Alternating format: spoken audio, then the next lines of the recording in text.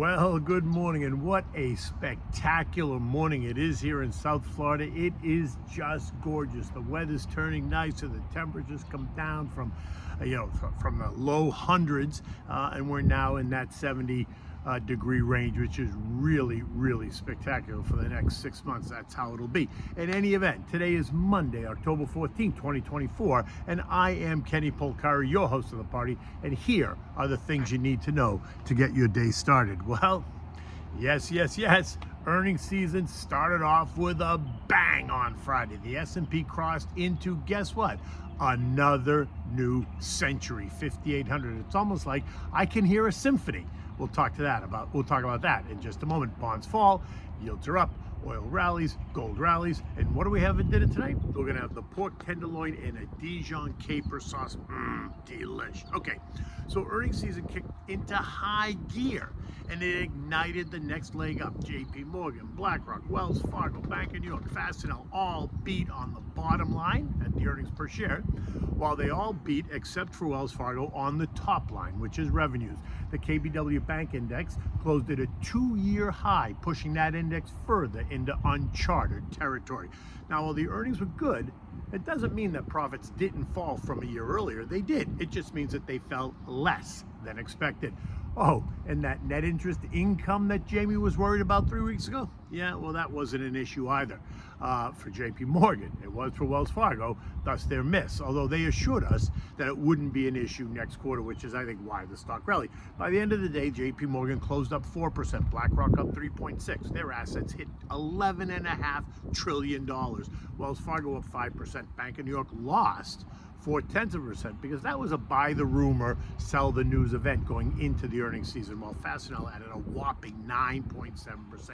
Eco data showed that the September PPI was a mirror image of Thursday's CPI, ticking slightly higher, while the University of Michigan surveys all came in a bit weaker than the expectation. Markets surged to closing new highs. The S&P up 35 points, kissed and penetrated 5,800 to close at 5,815, taking us boldly into another new century.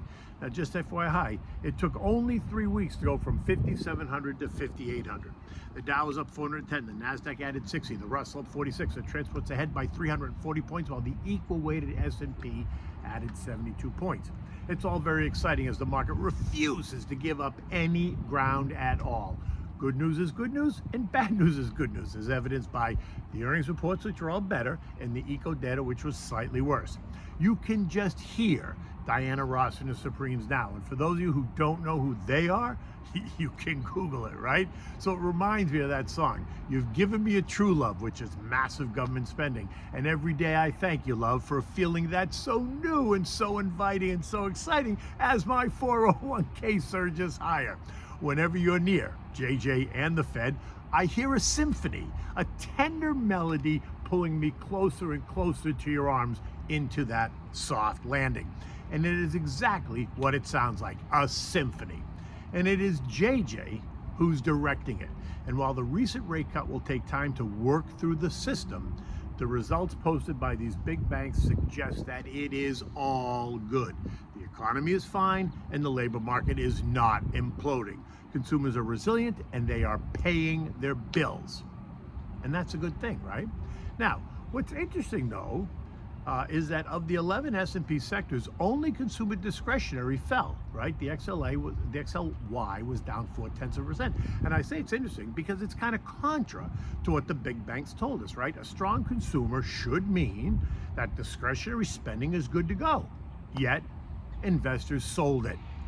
But they bought financials up 2%, industrials up 1.8%, real estate was up 1%, utilities up 0.9%, healthcare was up 0.7%, communications up 0.7%, energy was up 0.6%, basic materials was up 0.6%, consumer staples up 0.5%, while tech rose just under 0.2%. Down the chain further, You looked at disruptive tech, right? The ARC ETF up 1%. The value trade rose 1.2%. Metals and miners up 1.5%. Cybersecurity up 0.7. Semis are up 0.9. Oil and gas exploration, XOP, up 1.1%.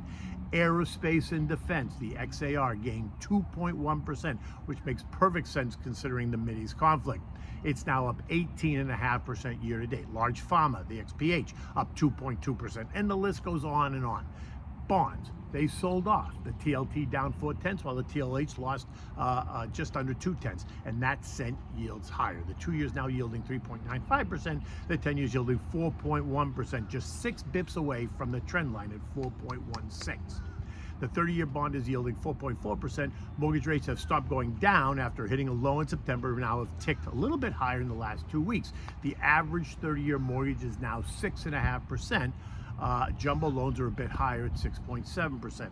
Oil traded in a huge range on Friday, down as low as 74.40, as high as 76.80, ending the day down 35 cents at 75.56.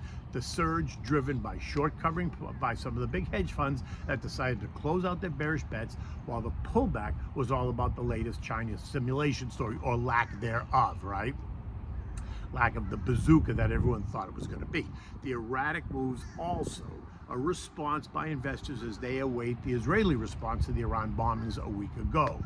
Now, over this past weekend, Hezbollah launched another 300 missiles from Lebanon into Israel, targeting military positions near Haifa. The attacks resulted in several injuries, and Israel responded with airstrikes targeting Hezbollah positions in Lebanon. And this isn't even the response that the world is waiting for. So expect oil to remain fairly volatile in the days ahead as we see that unfold. This morning, oil, curiously though, is down 1.7% at $74.32 a barrel after the unrest seen over the weekend. Word has it that the U.S. is sending in an air defense system along with 100 U.S. troops to operate it. Maybe Kamala needs to rethink her comments about no U.S. troops in harm's way. This morning, the VIX is up 1% or 20 cents at 20.65. This after being up 20% in the wee hours of the morning. The weekend exchange of fire in the Mideast is keeping the markets on edge, thus the VIX is kind of on edge. Gold, which was trending lower over the past 2 weeks, traded as low as 26.20 last week on the idea that maybe we won't be getting those jumbo cuts as promised. It rallied hard on Friday, rising 1.4% or $35 an ounce to close at 26.75 as investors once again move into that safe haven trade. Look, gold is waging a war on 3 fronts, right? One, you got it all, it's all about the Fed, and then by extension, what's going to happen to the dollar and what's going to happen to the treasury market and what will Janet do. 2, what's going to happen in the Middle East, and then by extension, a larger global conflict. And then 3, who's going to be elected president in the United States? All of this uncertainty is kind of reigniting demand for the precious metal, right, as a safe haven trade. Overnight, gold traded as high as 26.84 before backing off just a bit. Now, this morning at 6 a.m., gold is trading at 26.75, leaving it still remains in the 26-2700 trading range. Okay, so now we're going to go on to earnings season. Investors have to reconcile lofty valuations against the reality of an economic slowdown versus positive future guidance. And if Friday's reaction says anything, it appears as if investors and traders and algos like what they heard. Solid forward guidance coming from the financial sector is providing a positive catalyst for stocks, or at least it did on Friday, right? If it continues, though, through the earnings season, then we're going to expect it to generate huge support for continued momentum. So those year-end S&P targets of 6,000, well, they don't seem to be so nutty after all, right? If the current pace of the advance keeps up, the S&P is going to kiss 6,000 in just 6 weeks, which puts us right at Thanksgiving. Remember, long-term price appreciation in equities is almost entirely driven by underlying earnings growth. One of the reasons why future guidance remains a critical consideration in evaluating the path of the S&P as we look forward. Recall Larry Kudlow's famous line, "Profits are the mother's milk for price appreciation in the long term." But in the short term, swiftly rising prices often do outpace that underlying earnings growth rate, right? On the expectation of those future profits. And when the tone of the markets is euphoric, momentum builds as the algos take stocks higher and higher. until they don't, right? Now, at the moment, the tone is euphoric. Rates have started to come down, although let's see what happens next. The Fed has managed to pull off a soft landing. I think we can thank, though, massive government spending for that, really. Earnings season has just kicked off on a plus tick, and so stocks are advancing. I guess we're going to have to see what happens over the next 3 weeks of earnings and what happens at the next Fed meeting on November 7th, and then what happens when the 10-year yield pierces resistance at 4.16%. Recall that last year it was that 5% Treasury yield that represented difficulty for stocks. So you got to ask, will that be the case again this time around? This morning, futures are churning, right? Dow futures are down 25, but the S&Ps are up 8, the Nasdaq's up 36, and the Russell is up 3. I would just be a little bit careful about chasing anything up here. You got to look at the names and sectors that are underperforming versus the broader market for some opportunities, right? If you're establishing a new position, just go easy. If you already own it, you can celebrate because stocks are moving higher. And if you want to add to the position, just be patient because you'll get your opportunity. And if you want to take money off the table, then hit the sell button right now. Expect all kinds of analysis over the start of earnings season today, right? While there are no earnings today, look for results tomorrow from some big names: Johnson & Johnson, Bank of America, United Health, PNC, Charlie Schwab, Progressive, Goldman Sachs, State Street, and Citibank.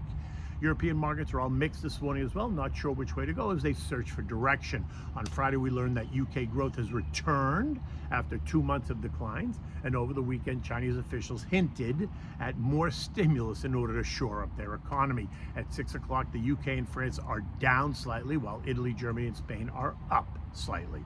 The S&P closed at 58.15. Up 35 points into a new century.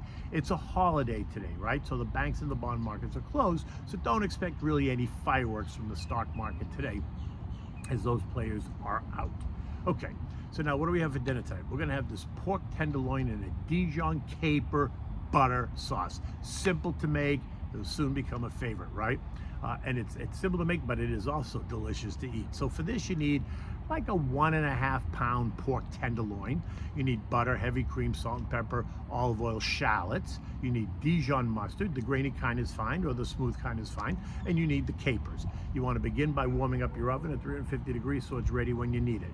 You want to season your tenderloin with salt and pepper and then massage it just with a bit of olive oil, then set it aside. Now, heat up a large skillet that's going to accommodate the tenderloin. Melt like half a stick of butter. When it's nice and hot, place the pork in the melted butter and sear it on all sides. Then remove it and set it in that roasting pan, but just keep it there for a minute. Now, go back to that skillet. Add in the other half a stick of butter and then all your sliced shallots. Saute that for about 5 minutes. Then you're going to add in 2 tablespoons of Dijon mustard, 2 tablespoons of capers with the juice. You want to stir that together for about 3 minutes and kind of let it all mix. Now you're going to put the heat on low. You're going to add the heavy cream. You're going to stir it, maybe it's like a cup. Stir it so that the sauce thickens. Remove it from the heat. Now you're going to take 3/4 of that sauce and just set it aside. You're going to take the other quarter and you're going to use it to coat the tenderloin. Now, after you do that, bake it in the oven for about 35 minutes or when the meat thermometer reaches 150 degrees. Remove it, tent it with tin foil, and allow it to keep cooking for another 5 minutes. When it's ready, you're going to slice it into medallions and serve it with the Dijon caper sauce on top. Make sure you have some sauteed spinach and garlic along with a large mixed salad to finish off this meal. It's simple, it's delicious, it looks great, everyone will love it.